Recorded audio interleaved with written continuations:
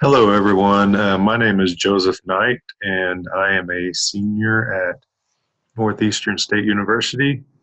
I am scheduled to graduate in December with a degree in organizational leadership. I chose to do my slideshow over the psychology of bullying, and I'm very passionate about ways that we can work to help prevent bullying and I believe that it starts in the school and we can definitely go from there. So, the bullying definition is seek to harm, intimidate, or coerce someone perceived as vulnerable. Bullying is actually a it's an epidemic that is in most schools across America, and it's something that I feel like needs to be addressed not only in the home of children, but also in our school system.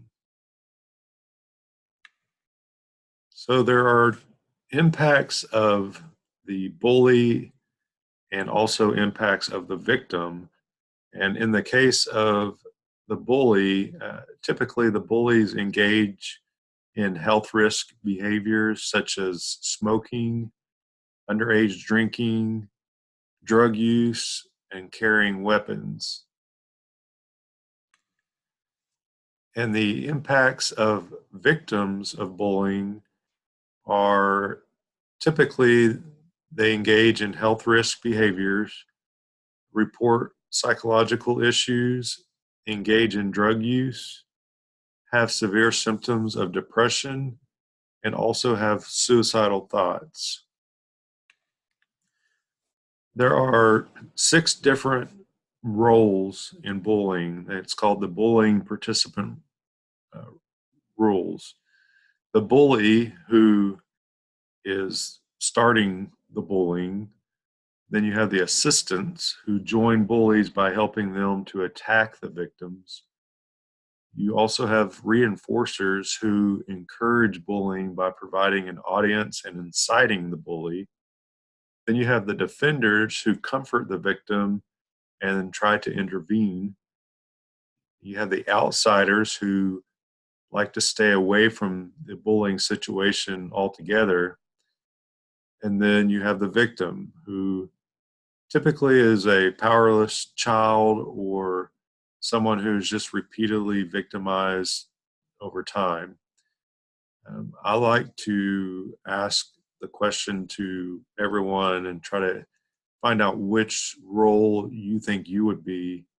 Um, I don't think that anyone is really innocent of bullying. I think that sometimes we bully and we don't really know that we are. So I think if we all looked deep inside ourselves and our lives as children and teenagers and adults, we there are probably times that we have bullied people and we didn't even know we were bullying.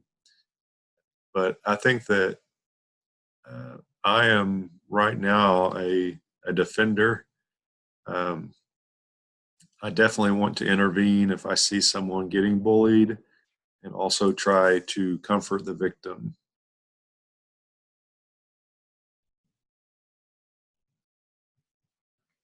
So being bullied by peers has been linked to poor physical health, poor school environment, being unhappy, feeling unsafe, being truant, performing poorly in school, and dropping out of school.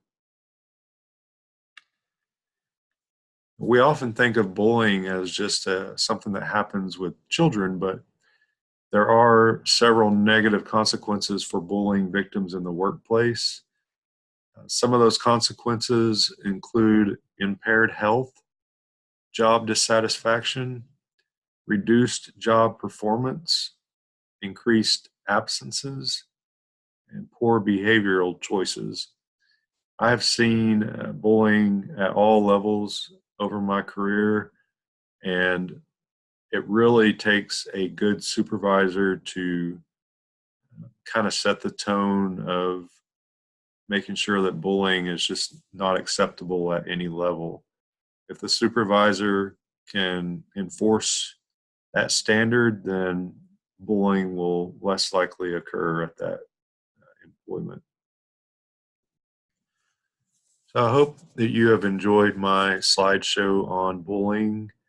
I think that there is a need to address bullying in all environments.